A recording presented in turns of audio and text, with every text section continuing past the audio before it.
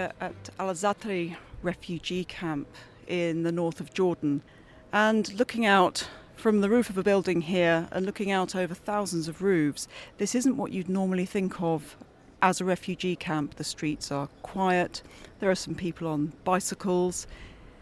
This is more like a city, and there are 80,000 people here. 21,000 babies have been born since people came here from the so-called Arab Spring in 2011 when war hit Syria. And it really is like a giant city. They have their own schools, they have hospitals, extremely impressive health services, and interestingly, a great focus on women's welfare and reporting of abuse, sexual abuse and sexual violence, which so often characterises refugee camps. But of course, this shouldn't have to be here. These are people who've come from Syria, who had their lives. There'll be a number of professionals here, medics, teachers, who all lend their skills to the refugee camps, but all who had lives before war hit Syria. The question is, how on earth will they go back? I'm here in Amman with Rob Butler, who is the MP for Aylesbury, and also the Vice Chair of the All-Party Group on Jordan. And in a previous life, before he came to Parliament, has known the region very well and has worked in the region. Rob, tell me a bit about that.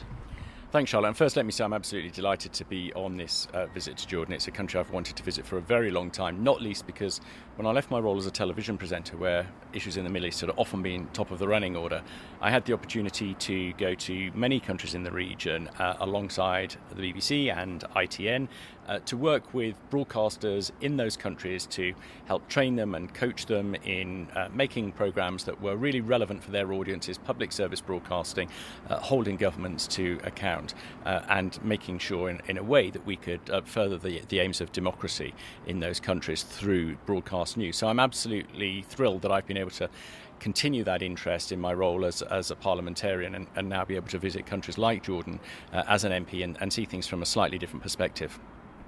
We've just come from Al-Zatari camp, refugee camp, large refugee camp, right on the border of Syria in the north of Jordan. What are your impressions of that camp? The first thing that really struck me was its sheer scale. It is the biggest refugee camp for Syrians in the world, home to more than 80,000 of them. You mentioned in your introduction that I'm the Member of Parliament for Aylesbury. Aylesbury is a town of just over 60,000 inhabitants. So let's compare that. In the refugee camp that we've just visited, there are a third more people than in that town of Aylesbury. Aylesbury has grown up over hundreds and hundreds of years. The refugee camp has had to come into existence and develop and provide a sustainable community in the space of 12 years. And so the second thing that strikes me after the sheer scale is the way that infrastructure has developed, how there is a water supply to pretty much every household, that there is energy supply, and that there are facilities for the community, including many health facilities, that there are schools, that there are places that people can go to learn new skills in order that they can hopefully find some work. So that infrastructure is absolutely key alongside the scale of what is effectively a mini town. The third thing that strikes me, though, is the knowledge that this has to be somewhere that is temporary. This is not a permanent township. This is a place where Syrian refugees can stay until they are able to return home. We must all be striving to enable them to return home, for there to be a safe and a stable regime in Syria, such that they are not in any way in the long-term future obliged to be making their livelihoods in a refugee camp. That cannot be right for anybody. And let's not forget, these are people who fled Syria as the so-called Arab Spring erupted and Syria fell into a very brutal war in 2011-2012. What kind of people are there in the camp? Because they're not refugee by identity, are they? They're actual Syrian people. What kind of people are there in the camp? Well, I think the whole point is they're people of all backgrounds, all ages, and it is very much like a normal town, to the extent that since that camp was established, 20,000 babies have been born there.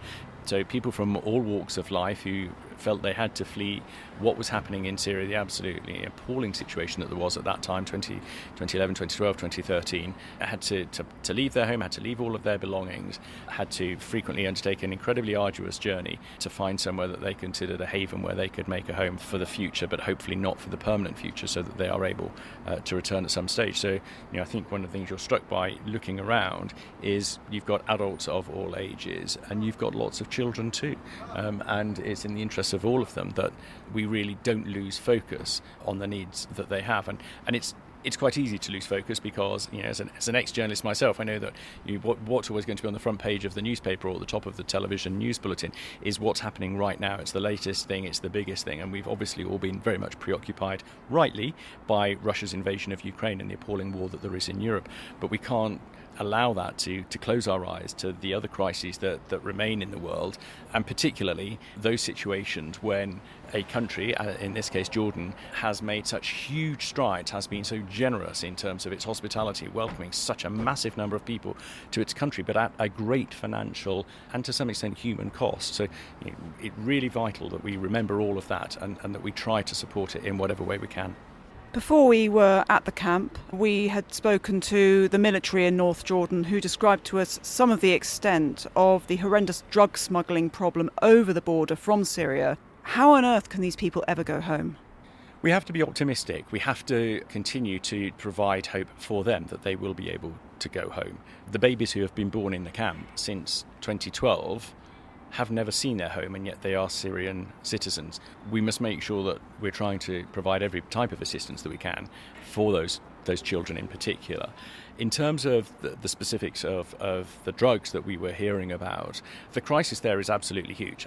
The amount of drugs coming over the border from Syria into Jordan stretches into tens of billions of dollars, potentially. Of course, we don't know exactly, but we're certainly talking billions of dollars. This is money that the Syrian regime has to obtain illicitly through incredibly pernicious means. Let's not forget that those drugs are doing massive harm to the people who end up consuming them. But that's because of the sanctions that are rightfully imposed on the Syrian regime, and them therefore not caring at all what the consequences are of the actions they take to raise any money. What that means for Jordan is that Jordan has got to spend a huge amount of time, effort and money trying to tackle the scourge of that smuggling that's going on. The military are clearly doing some absolutely excellent work in that regard. I'm, for obvious reasons, not going to talk about what they're doing in any detail, but I was very, very impressed by the means that they're using, the techniques that they are able to deploy, and the absolute determination they've got to stamp out this evil trade. And stamp it out we must, because that is going to be part of turning Syria into a more stable, a more secure, a more normal country that will then ultimately enable the people in the Za'atari camp to return home, which, exactly as you've just said, is the challenge that we face. Rob, thank you very much. Hello, my name is Hatoug-Bouran. I'm a member of the Senate. I sit on the Foreign Relations Committee. I'm a former ambassador to the Court of St. James, to Washington and to Brussels. Your Excellency, we've been very lucky to spend a couple of days here, very busy days, on a delegation hearing about the perspectives from Jordan. There are many who won't have had the chance to come to Jordan and hear themselves. What are the key messages that listeners in the UK need to take about the situation in Jordan at the moment? Thank you for asking that question, and thank you for your visit to Jordan, and thank you for your visit to the refugee camp in Za'atari. And as I heard today, it was an eye-opener for the delegation, and I'm very happy to hear about that. This is something that really was close to the heart of the delegation, and this is definitely going to be taken to the British people as well, on how much Jordan needs help and support when it comes to the refugees. And I spoke just a couple of minutes ago on the importance of Jordan doing the work on behalf of the international community. We get the praise, we get the pat on the shoulder, and we always say that's fine, that's important, but we don't need also at the same time to prove the credentials of Jordan when it comes to helping others, and look at the history, and it says it loud and clear. But there's always a threshold whereby Jordan will not be able to surpass that, which is the huge burden that it has on the economy, on the social fabric in Jordan as well, and also on the schools. And as you well know, we are back to the double shift system, and the knowledge economy and the schools is something that Jordan is extremely proud of when it comes to that. And now if you go to the north, and you have been there, you will see that some of the schools, they have a Syrian kid sitting side by side a Jordanian kid. In the past you used to see an Iraqi kid. So it says it all about the multilateralism, about the narrative of Jordan in terms of helping others. But we reached a point of really saturation, if I may use this word, of having so much little resources, the government is pumping the differences from its own pocket, and we need your help and support, and this voice to be taken to the rest of your constituency and, of course, to the British people. I must say, as ambassador, former ambassador to the UK, I only found encouragement, I only found understanding, I only found help and support, and we know that the UK has done so much to help Jordan. The London conference is first of its kind in the world, and it's done for Jordan. And the London conference, for those who don't know what was the London conference and when was it? It was I think 4 or 5 years ago, if not more, a little bit more, and I was really thrilled by the fact that the UK stepped up and said, we are going to focus on Jordan. We are going to call all the investors, all the stakeholders, all the people that believe in humanity and values to come and listen to the Jordanian voice here in London. It was done for the first time, Charlotte. That's amazing. No other country has done that for Jordan as you have done. And we heard that not every other country honoured its pledges. Is that correct? This is very true. And we had so many pledges, but unfortunately Corona afterwards came in, and, the emphasis of countries, and, we understand, I'm a diplomat, I'm an ambassador, I understand domestic pressures are huge, and the needs of countries when it comes to their domestic needs is big as well. So we see a shift in terms of how countries, European countries, if I may, are looking at external politics and external policies. We understand the pressure, we understand the domestic pressure, as I said, but this is a country that really needs the help and support because we are able to do the right thing. And when asked His Majesty or Her Majesty were asked, why did you receive such huge amounts of numbers of refugees? His Majesty said, because it's the right thing to do. Can you just give us an idea of the numbers of refugees and in proportion to the Jordanian population? We are now hosting 1.3 million Syrian refugees. Only 660,000 are registered with the UNHCR. The rest have, infiltrated the country, if I may use this word, before and after the counting of the UNHCR.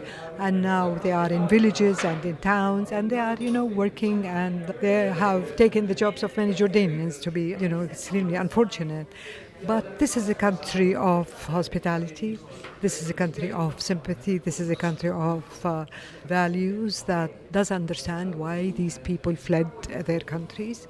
And you can hear multiple stories about how much Jordanian and they, welcomed with open arms the Syrian refugees and still do. But there's a tipping point, there's that kind of point that we don't want to reach to. But this needs your support so that we are able to do the right thing. And this is what His Majesty always says. And so you're making personal sacrifices for the sake of hospitality, but a tipping point is being reached. We also heard particularly about two other major challenges, the drugs trafficking over the Syrian border in the north, and of course the water issue. And not many people will know just how poor on water Jordan is. Can you tell us a little bit about the water issue and then the drugs? Well, as you have rightfully said, we are the poorest country, or the second poorest country on the globe, and we depend on the groundwater for us to get the drinking access to safe water. Now we are embarking on a very ambitious project that is going to be done by Jordanian minds, Jordanian engineers, with the help and the support of the international community and the World Bank. And this is a huge conveyance that's going to pump water in a very rational way and very structured and studied way from the southern part of Jordan to the northern part of Jordan. And this conveyance will actually get across you from the south to the north, and it has its own branches so that it starts to give the proper water and the fresh water for people. This is extremely important project for Jordan, and also any kind of help and support in that regard as well. As you have heard just now, many of the projects fell through. When we were speaking about the Red Dead, it fell through. When we were speaking about some multilateral other projects that has to do with water desalination, it fell through because of the lack of trust, because of the instability, because of the core issue that we always said that is really destabilizing the region, which is the conflict between the Palestinians and the Israelis. And we have been saying, look at the prospects, look at what is this going to benefit both Israelis and the Palestinians and the larger region when there is a proper RD, when it comes to climate change, when it comes to drought, when it comes to lack of water and what have you. We help each other prosper together. And that's the message of His Majesty. That's the message of Jordan and the narrative of Jordan. And we have been, and we are consistent, Charlotte, in this because we believe in that, because we are, people of peace and people of values, and want to understand exactly what are the benefits of the total peace that we have in mind. And based on the peace agreement, you asked about the drugs and the Captagon war, actually, that's coming from Syria. Of course, it's terrible. It's taking lots of time and effort from our armed forces.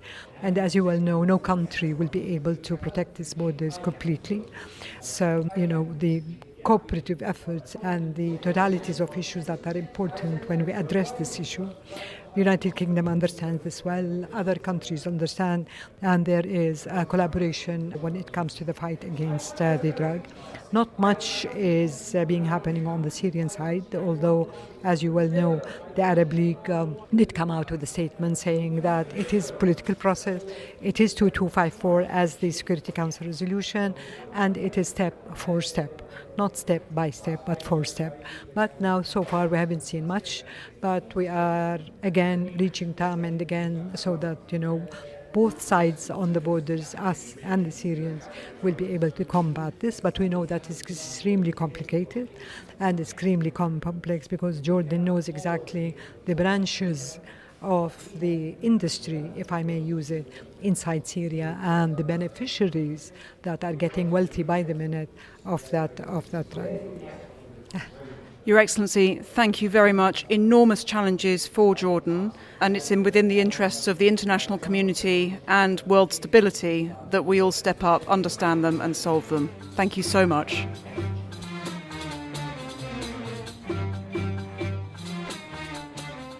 I'm Dina Al-Bashir, a member of the Jordanian parliament, and I'm a lawyer and a mom of 2 kids. Wow, and you're also part of the Jordanian UK Parliamentary Friendship Group, aren't you? Definitely. I'm the head of the Committee of Friendship between Jordan and UK. That's a friendship we've heard a lot about in our short visit to Jordan. Can you tell me a bit about that and what it means from the Jordanian side? Honestly, it's a very interesting committee because as a parliamentarian, we believe that the relation between Jordan and UK is not born today or it's a recent relationship. We believe that there's ties that goes back long time ago.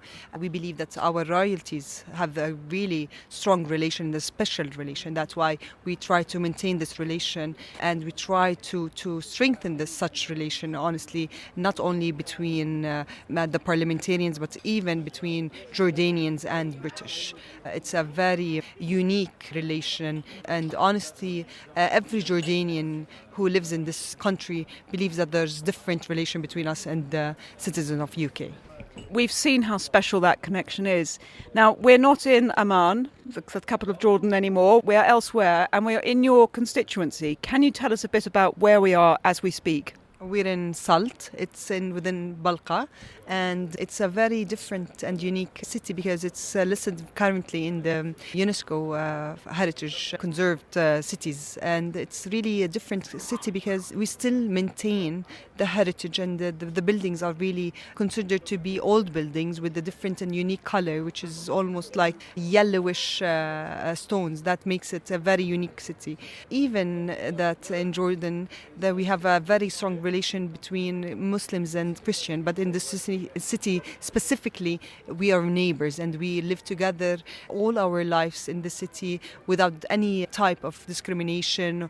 In contrary, we feel like that we're brother and sisters. I should say that as we speak, we're standing on, I think, the 3rd floor of a beautiful old house that's being converted into a very traditional restaurant, Beit Aziz. And as we look down the hill into the valley and then up the hill beyond, I can see a church lit up over there, and then a mosque over there, and then there's what sounds like wedding music coming up from amongst the houses that tumble down the hillside. Is this a typical evening here? It's a typical evening, and I'm glad that you are here to witness it, honestly, because it's a really good vibe that sends great messages abroad that we really, in Jordan, are really a country with peace, and we cherish this. Now, we've been extremely lucky to spend a few very, very busy days here, but there will be those who haven't had the chance to come to Jordan. What would you say to people who have not yet been to Jordan about what the UK-Jordanian relationship means and what Jordan's challenges are and what the rest of the world can do to support you? Jordan is a safe country that we're blessed to have this stability, and our regime is really led by His Majesty, is maintaining a good relation worldwide, and that's the privilege that we gain from maintaining such relations. Honestly, it's an opening door for us through your delegation, through your podcast, to invite every single one to visit Jordan and see it with your eyes, and definitely it's going to be a very unique visit to Jordan, to see the sightseeings in Jordan and a lot of touristic places to visit.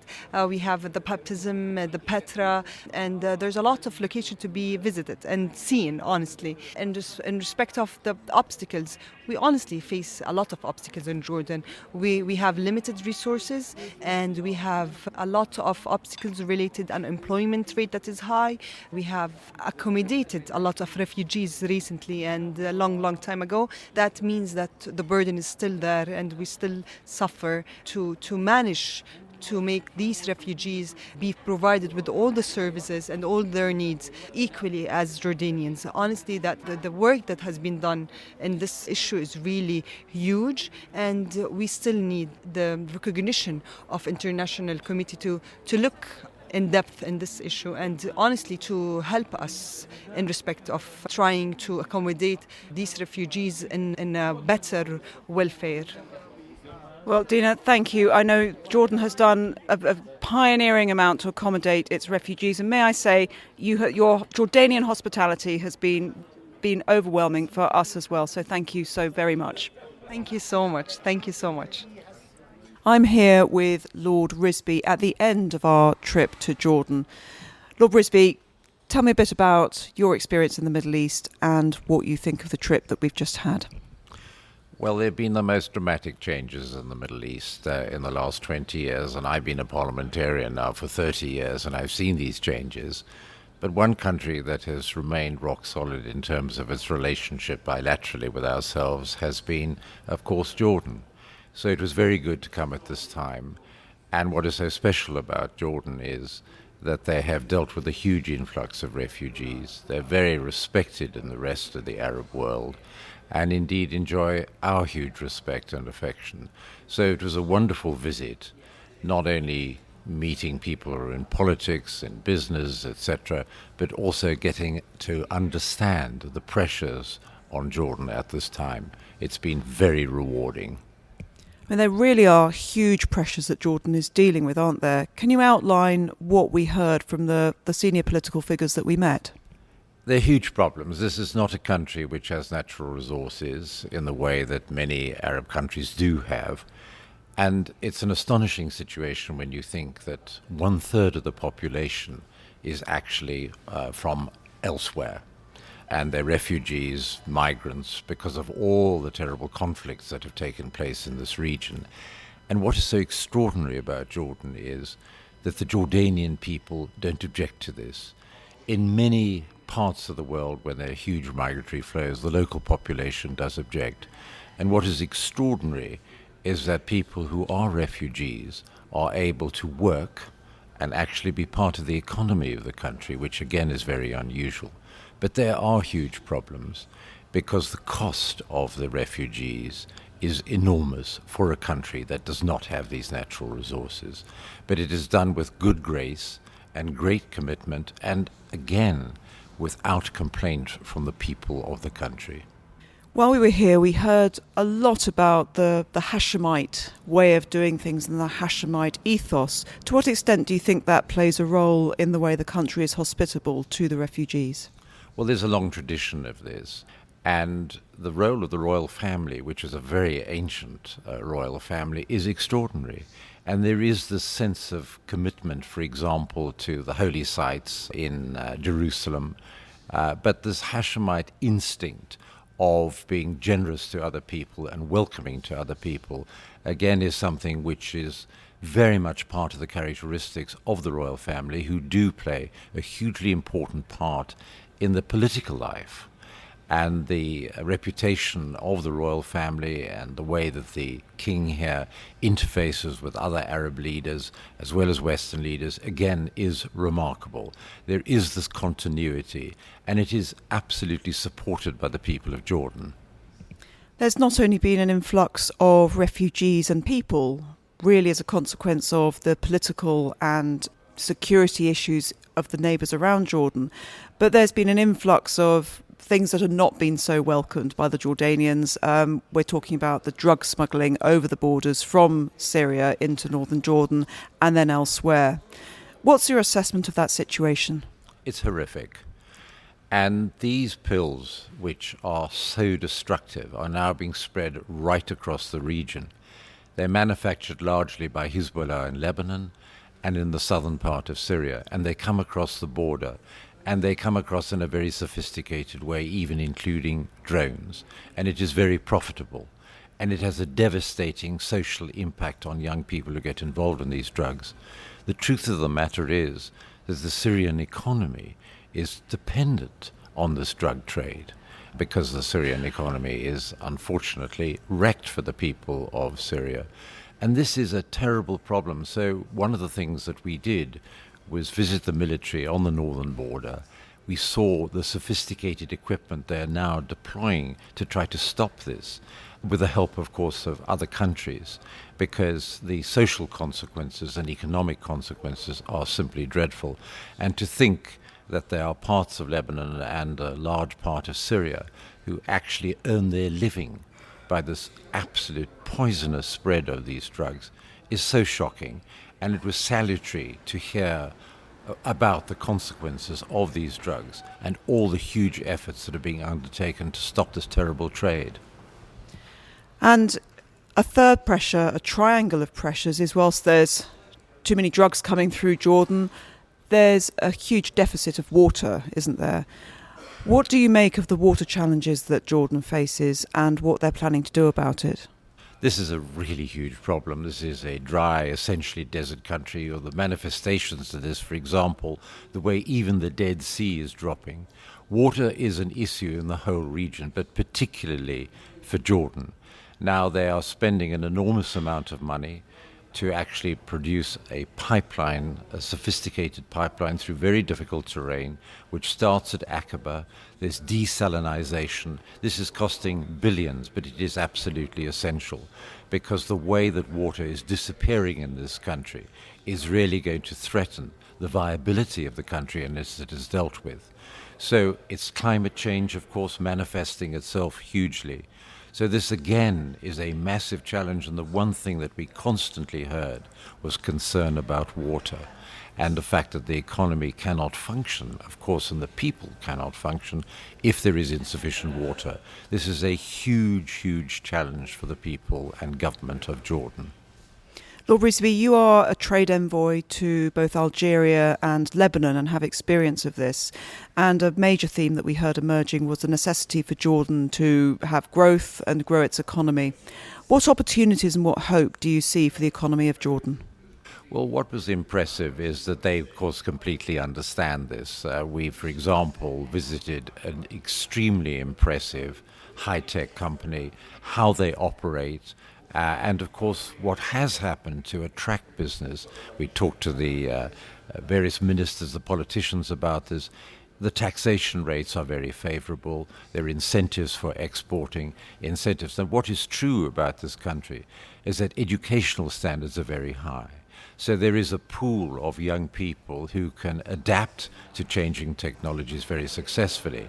And what Jordan does not want to see is their talented young people simply going to the Gulf states, which of course are much wealthier and more prosperous. This is terrible because of the loss of talent. They're very aware of this. And so there are all these schemes to actually take people into the private sector and actually encourage this and diversify the economy. That is very important. They're very aware of it.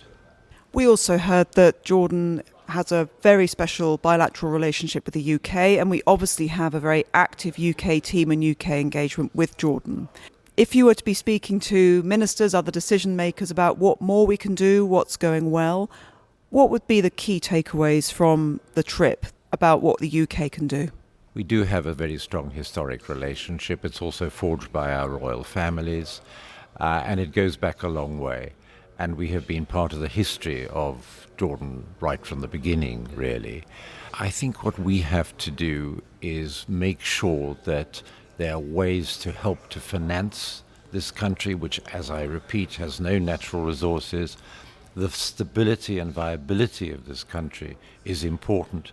The fact that they have taken all these refugees from a humanitarian point of view is crucial. So the prosperity of this country is hugely important for the entire region because it is a country of great stability and social order, and that has not been the case at all in some of their neighbors. It's absolutely, totally in our interest that we have this very moderate country, successful and prosperous. It's really in our interest to do so, and we have this extraordinary mutual trusting relationship between ourselves, which of course is very precious to us both. Lord Risby, thank you very much indeed.